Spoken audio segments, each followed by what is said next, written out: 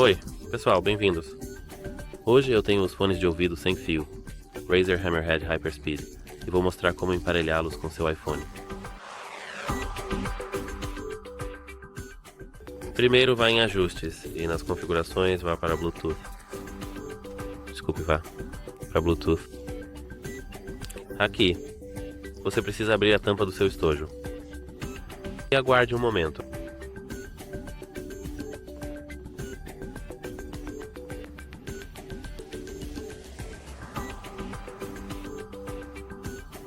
Se não ver fones, deve desativar e ativar o Bluetooth. Ou, simplesmente retire seus fones de ouvido, ambos, do seu estojo. E toque 3 vezes nesses painéis sensíveis ao toque. Estamos emparelhando. Precisamos clicar nos nossos fones de ouvido aqui. É isso. Espero que ajude você. Tchau.